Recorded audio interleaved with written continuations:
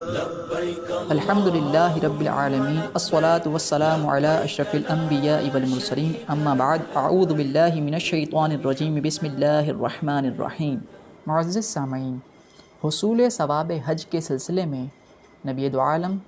صلی اللہ علیہ وسلم کے فرامین سماعت کر رہے ہیں۔ ایک اور روایت حضرت ابو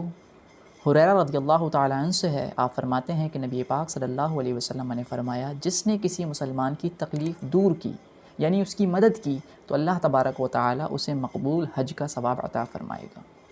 اب یہ مدد کوئی ضروری نہیں کہ انسان بہت بڑے مال پیسے سے کرے، بلکہ اگر کوئی شخص فقط کسی کو سڑک پار بھی کرا دے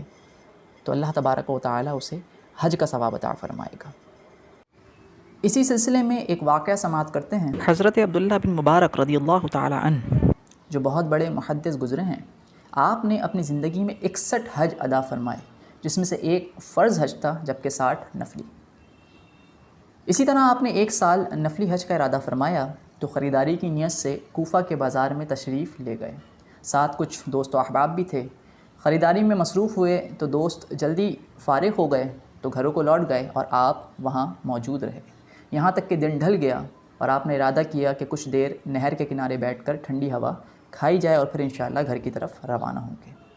آپ وہاں تشریف فرما تھے کہ آپ نے دیکھا کہ ایک عورت پردے میں ملبوس وہاں آتی ہے اور ایک مردار گائے میں سے اپنے خنجر سے کچھ کاٹتی ہے اور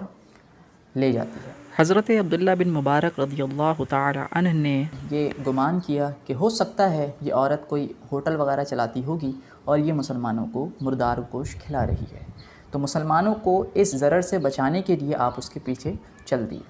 یہاں تک کہ وہ عورت کوفہ کی باریک گلیوں میں چلتی ہوئی ایک دروازے پر آ پہنچی اور وہاں اس نے دستک دی تو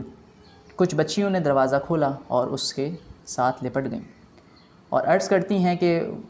پیاری امی جان، آج کچھ کھانے کے لیے آپ لے کر آئی ہیں؟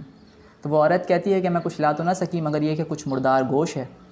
اور شریعت اس چیز کی اجازت دیتی ہے کہ جب تمہیں بھوک کے سبب موت کا خوف ہو تو مردار میں سے کھا سکتے ہو، لہٰذا یہ میں کچھ گوشت لائی ہوں جو مردار گائے کا ہے، تو اسے پکا لو اور قدر ضرورت اسے کھا لیتے ہیں تاکہ ہماری جان بچ جائے۔ حضرت عبداللہ فرماتے ہیں کہ جب میں نے یہ کلمات سنے تو میرا دل تڑپ اٹھا۔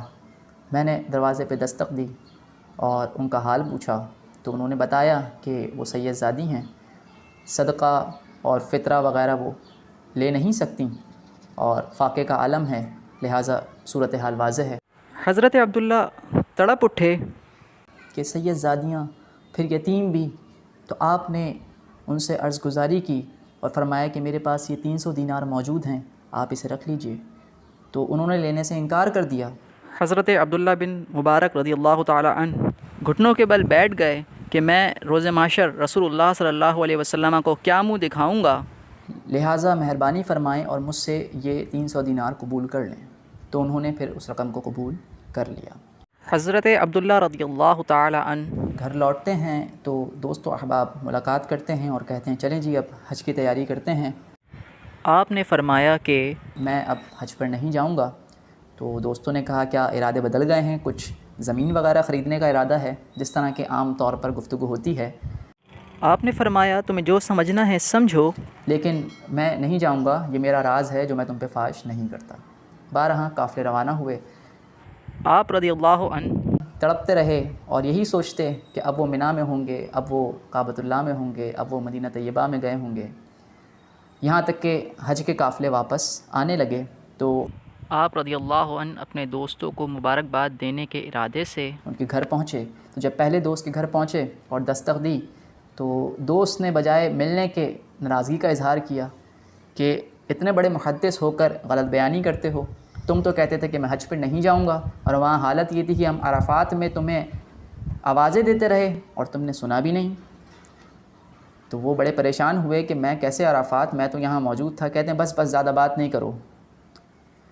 بارہا وہ واپس اپنے گھر تشریف لے آتے ہیں۔ پھر اسی طرح اگلے دن دوسرے دوست کی طرف جانے کا ارادہ کرتے ہیں تو دوسرے دوست بھی یہی جملے دہراتا ہے، ایسی پھر تیسرا، ایسی پھر چوتھا۔ تو آپ بڑے پریشان ہوتے ہیں کہ یہ ماجرا کیا ہے، یہاں تک کہ شام تک کے آنے والے قافلے آپ ملاحظہ کرتے ہیں اور ہر ایک کی زبان پر اسی طرح کے کلمات ہوتے ہیں۔ تو آپ بڑی تکلیف میں ہوتے ہیں اور بڑے پریشان ہوتے ہیں کہ یہ ماجرا چل کیا رہا ہے، میں تو یہاں موجود تھا اور میں تو تڑپ رہا تھا، اور یہ مجھے کہہ رہے ہیں کہ کوئی کہہ رہا ہے عرفات میں، کوئی کہہ رہا ہے کوہ زمزم پر، یہ کیسے ممکن ہو سکتا ہے، میں تو یہاں موجود ہوں۔ ابھی اسی فکر میں تھے کہ گھر پر دستک ہوتی ہے، اور حضرت ربیع بن اسلم رضی اللہ تعالیٰ عنہ، یہ بھی بہت بڑے محدث ہیں، آپ تشریف لاتے ہیں۔ تو حضرت عبداللہ بن مبارک رضی اللہ تعالیٰ عنہ آپ کو مبارکباد پیش کرتے ہیں کہ آپ کا حج ہوا،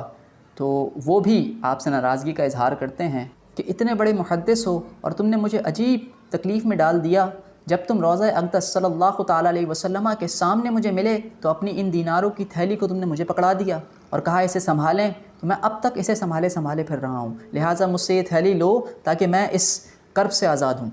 بارہا وہ واپس لوٹ جاتے ہیں۔ تو اب حضرت عبداللہ بن مبارک رضی اللہ تعالیٰ عنہ مزید پریشان ہو جاتے ہیں کہ یہ معاملہ کیا ہے، اور آپ اللہ کے حضور دعا کرتے ہیں کہ یا اللہ مجھ پر اس حقیقت کو منکشف فرما، یہ لوگ کیا باتیں کر رہے ہیں۔ آپ سو جاتے ہیں اور نصیب جاگ جاتے ہیں، خواب میں رسول عالم صلی اللہ تعالیٰ علیہ وسلم تشریف لے آتے ہیں، اور حضرت عبداللہ بن مبارک رضی اللہ تعالیٰ عنہ نبی کریم صلی اللہ تعالیٰ علیہ وسلم کی دستبوسی کرتے ہیں اور عرض کرتے ہیں کہ یا رسول اللہ صلی اللہ علیہ وسلم، یہ میرے دوست کس طرح کی باتیں کرتے ہیں، میں عجیب الجھن میں ہوں۔ تو آقا کریم صلی اللہ علیہ وسلم فرماتے ہیں کہ اے عبداللہ بن مبارک، تجھے اور کتنے گواہوں کی ضرورت ہے جو تجھے اس بات کا یقین آئے کہ اللہ رب العزت نے تیرا حج قبول فرما لیا ہے، اور تو نے تو ضرورت مند کو 300 دینار دیے تھے، گن لے میں نے تجھے 600 کر کے واپس کیے ہیں،